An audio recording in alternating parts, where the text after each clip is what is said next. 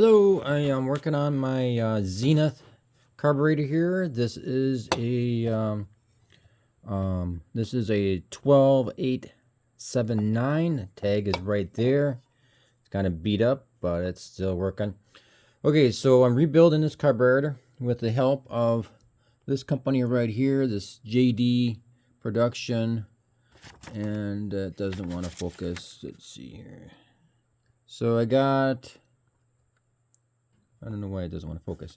But anyway, I got this kit here, the comprehensive kit from them the other day. I just want to go over some quick things that may help you if you're going to tackle this job, because there's people on the in the tractor world that are charging $800 to $1,000 to rebuild this thing, and that's just ridiculous. If you want me to rebuild it for you, I'll rebuild it for you for half that. But I'm just going to go over some quick things that I learned just now. So if you're going to rebuild this kit or rebuild this carburetor, I would just get this kit. It's $200 and some. And you got to get this tool to put the accelerator thing in from them too. That's $14. So anyway, I just want to show you one quick couple of things. This was my original choke thing. It's all bent up. I'm not sure exactly why. I've heard these can bend if you have a backfire through the carburetor, but it kind of looks to me like somebody got this off of something else and it was already bent. And it's worn right there and everything else. Okay, so they send you some, I want to go over some quick things here. They send you these two bearings here, which are the bearings that go up on the top here. I don't know how to get those out, but I think I'm just gonna clean mine up and lubricate them and keep those in there, because that looks like a pain in the butt. Anyway, two things I want to talk about is the accelerator valve, which is this guy right here, and you need this tool to put it in. This goes on here to show you in the video from that company how to do that, but I just want to go over one couple of things. She takes it out. She's got a video and she takes it out, but they don't show you how I actually get it out. So I'm going to show you exactly how you get it out. So it's just down in that that hole right there. Okay. And most of the times you're replacing or fixing on these carburetors, they're all corroded like this one is. You know, they're not beautiful carburetors like, the tractor's been sitting in a showroom for, 20 years. These have been sitting out in the manure and all this other stuff and out in the environments. So what I did is I heated it up with a torch. I got a little propane butane torch, and then put down some PBR plaster here and let her soak, and then heat it up if you want and whatnot. But what they tell you in the video is to use a drill to get it out. Okay, but they don't actually show you how to get it out, because all of a sudden they cut back to, oh, it's out.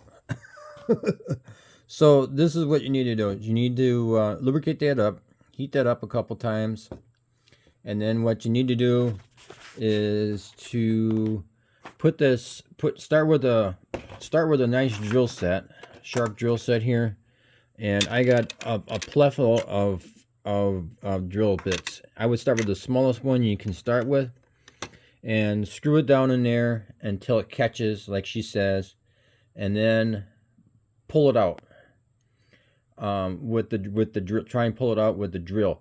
The thing is that it's probably not going to come out because it's been in there for 40, 50 some years or whatever it has been. So and then just go up to another bigger drill until you get it to turn, and then while it catches, turn. You got these variable speed drills now. This is a cordless drill, but just put a little bit of pressure on it, and while you're pulling out on it, and when it catches, so you're kind of turning and pulling at the same time, and it should come out eventually. I started with a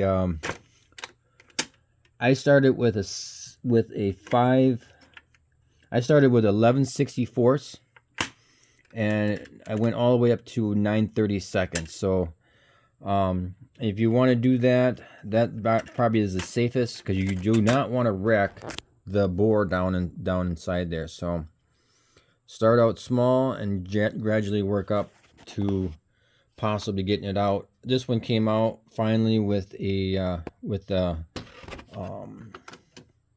930 seconds.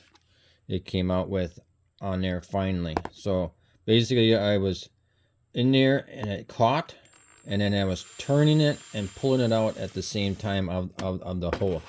Okay, so that's one thing I wanted to go over with.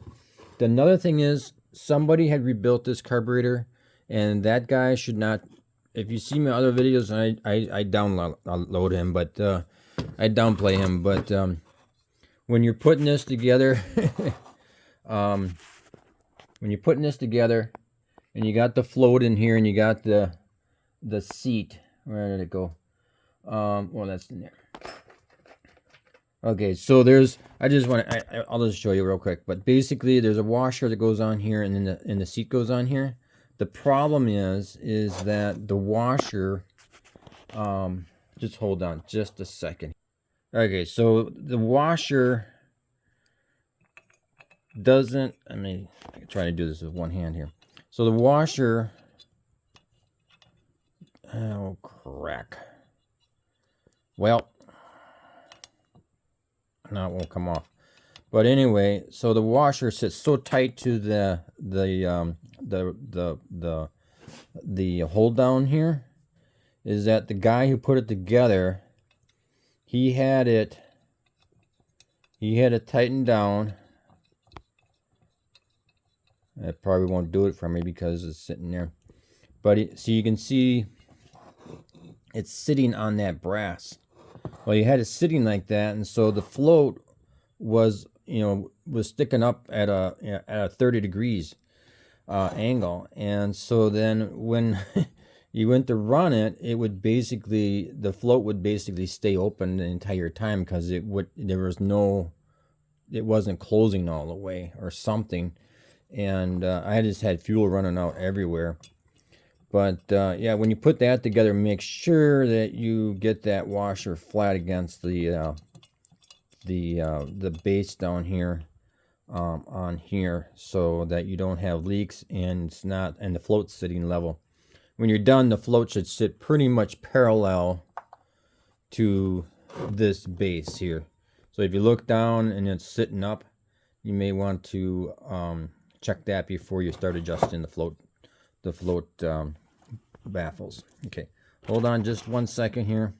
And then another thing you probably want to check is, like I said, this one here, this goes in here, but check this out, guys. This is not the same size either. So it's not going to do it for me because I can't. Well, anyway, just trust me, it's not the same size. And then so they give you all these kits, and that lady does a nice job of telling you how to put it together, and straightforward on a lot of stuff, which is nice. I'm not sure what this thing goes to. She never explained where that goes to, but might be just an extra kit for something else or whatever. Might be for some different carburetor or something like that. But yeah, so that's a couple of good tips, I think. Hope I didn't talk too long, but that is what I'm doing with this carburetor. Instead of spending $800 and, that's right, that was the other thing. It's $800. I don't remember where the place was, but it was in Ohio or Oklahoma or somewhere. But it was $800, and then it was going to be 12 weeks before I'd get it back. And I'm like, 12 weeks? It's February. It'll be the middle of June. So I'll rebuild it for you and send it back to you within, you can send it to me. You can private message me, or Gmail me, or whatever I have on my on my YouTube video here, YouTube channel. But I'll get it back to you within a week. It won't be painted or anything. It won't be fancy, but at least it'll be done done right if you don't feel comfortable doing it yourself. All right, thanks for watching.